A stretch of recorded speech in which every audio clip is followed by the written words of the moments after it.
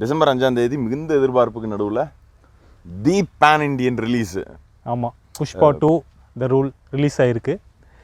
ராஷ்மிகா, ஃபகத் ஃபாசில், அல்லு அர்ஜுன் இப்படி பல star cast இந்த படத்தில் இருக்காங்க. அல்லு அர்ஜுன் தானா? உள்ளு அர்ஜுன் தாங்க. அதாவது சில கிரிஞ்சு சீன்லாம் வரும் ரஷ்மிகாக்கும் அல்லு அர்ஜுனுக்கும் நடுவில். பார்க்குறப்ப நம்ம இது என்ன உள்ளு சீரீஸா அப்படின்ற அளவுக்கு நமக்கு டவுட் வர அளவுக்கு சில காட்சிகள் படத்தில் இருந்துச்சு. அதை நம்ம ஒத்துக்கிட்டு தான் ஆகணும், ஒரு வழி இல்லை. புஷ்பா 2 வந்து எப்படி? புஷ்பா 1 முடிஞ்ச இடத்துல இருந்தே ஸ்டார்ட் ஆகுதா இந்த மாதிரி? கிட்டத்தட்ட வந்து புஷ்பா 2 புஷ்பா 1 எங்கே முடிஞ்சதோ அங்கேருந்து தான் கதை ஸ்டார்ட் ஆகுது. இந்த படத்தில் பார்த்தீங்கன்னா பொண்டாட்டி பேச்சை கேட்டால் என்ன ஆகும் அப்படின்றது தான் இந்த படத்தோட கதை சுருக்கமே. ஓ வா, அப்போ அடிதடியெல்லாம் விட்டு திருந்து வாழ்கிறாரு புஷ்பா. சீச்சி, அப்புறம் அந்த அம்மா 10 பேர்த்த சாமி கொண்டுட்டு வந்துரு சாமி அப்படின்னு ஆரத்தி எடுக்கும். அவர் போய் கொண்டுட்டு வருவார். சரி சொல்லுங்க, மேற்கொண்டு சொல்லுங்க. இந்த படத்தோட ஸ்டோரியே பார்த்தீங்கன்னா ஒரு சீஃப் மினிஸ்டர் கூட ஃபோட்டோ எடுக்கலான்னு புஷ்பா கிளம்புவார். அவர் வந்து இந்த கடத்தல்காரனு கூட நல்லா ஃபோட்டோ எடுக்க முடியாது அப்படின்ற மாதிரி சொல்லி அவமானப்படுத்திடுவார். நான் சீஃப் மினிஸ்டரை மாத்திரனா அப்படின்னு புஷ்பா கிளம்புறாரு. அடுத்து என்னாச்சு அப்படின்றது அந்த படத்தோட மீதி கதையை.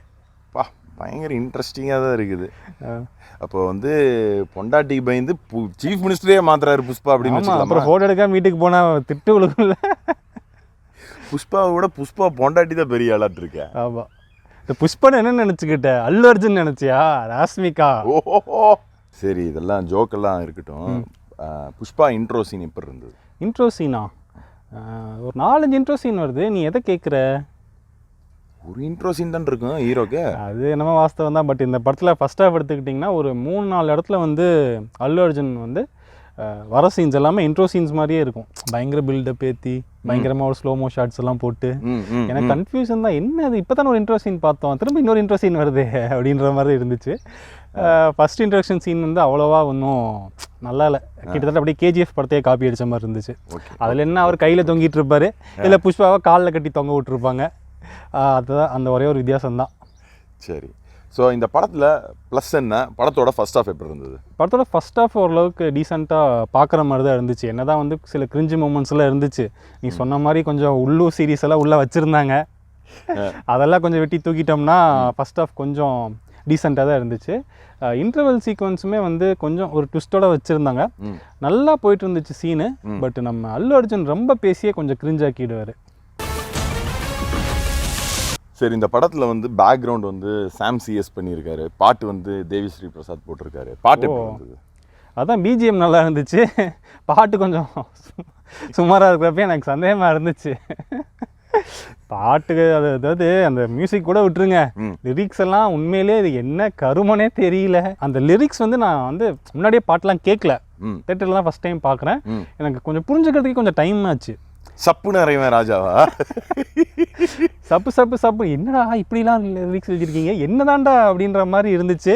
ஓ சப்புன்னு அரைஞ்சிருவேன்றதை தான் அவங்க அவ்வளவு டீசெண்டாக சாரி சப்புன்னு சொல்லியிருந்தாங்க. ஸோ அதே மாதிரி ஒரு வாட்டின்னு ஒரு பாட்டு வேறு. அது அந்த ஃபீலிங்ஸ் பாட்டு பயங்கரம். இத்தனை வாட்டி ஃபீலிங்ஸ் வருமானு எனக்கு தெரியல. அதான் உள்ளுன்ட்டீங்கல்ல முன்னாடி, அப்புறம் என்ன உள்ள வச்சிருக்கிறாங்கன்ட்டீங்கல்ல.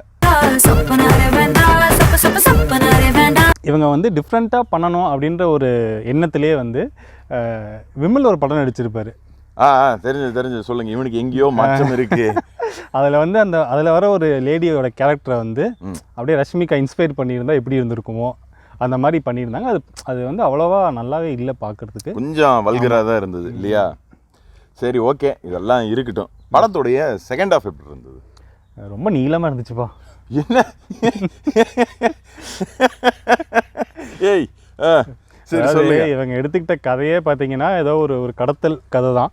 கிட்டத்தட்ட அதே வந்து இவர் ஃபகத் ஃபாசில் ஜெயிச்சு அந்த இடத்துல கதை முடிஞ்சிடும். ஆனால் அங்கெல்லாம் டைரக்டர் முடிக்க மாட்டார். பார்ட் 3க்கு வேறு ஒரு லீடு கொடுக்கணுன்றதுக்காக ஒரு 45 மினிட்ஸ் ஒரு கதை ஒன்று ஓடுது. அச்சோ, ரொம்ப எமோஷ்னல் சீக்வன்ஸாக அதெல்லாம் வச்சுருக்காங்க.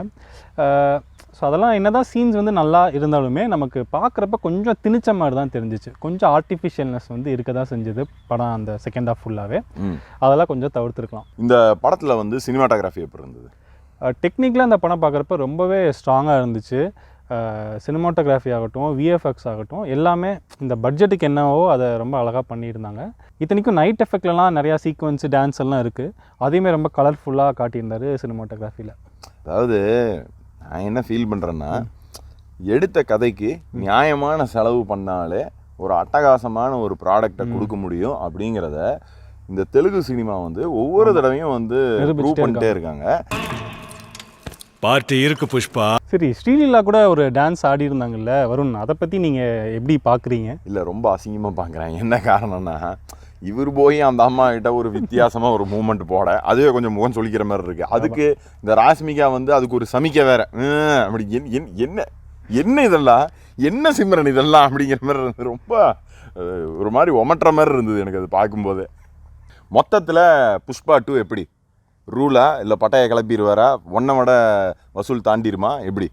அதாவது தியேட்டரில் படம் பார்த்துட்டு இருந்த ஆடியன்ஸ் விட்டு வெளியே வந்ததும் அவங்க ஒட்டுமொத்த குரலில் சொன்ன ஒரே ஒரு விஷயம், கங்குவாக்கு எவ்வளோ பரவாயில்லைங்க. அதாவது இந்த கங்குவான்ற ஒரு படம் வந்து தமிழ் சினிமாவே காப்பாற்ற போகுது. உண்மைங்க, சத்தியமாக சொல்கிறேன். இனி எந்த படம் வந்தாலுமே கங்குவாக்கு பரவாயில்ல, கங்குவாக்கு பரவாயில்ல அப்படின்னு சொல்லியே அந்த படம்லாம் ஓட போகுது. அதில் ஃபஸ்ட்டு படம் வந்து புஷ்பா 2. புஷ்பா 2